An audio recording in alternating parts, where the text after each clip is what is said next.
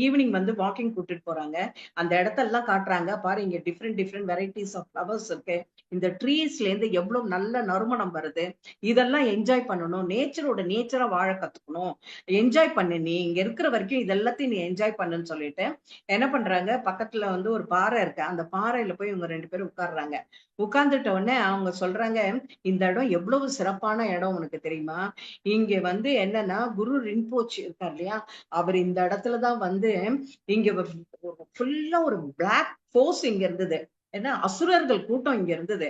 அவர் என்ன பண்ணாரு, அங்க இங்க வந்து அசுரர்களோட மிங்கிள் ஆகி அவங்களுக்குள்ள போய் என்ன பண்ணாங்க, இன்னர அவேக்கன் பண்ண வச்சு அவங்கள வந்து லைட் ஃபார்மா மாத்திட்டாரு.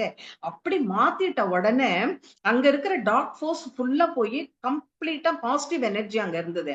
அந்த எனர்ஜி அங்க இருந்தபோது அங்க வந்து அந்த தேவலோகத்துல இருந்து நிறைய மாஸ்டர்ஸ் வந்தாங்க. சில பேர் பிசிக்கல் பாடி எடுத்துட்டு வந்தாங்க.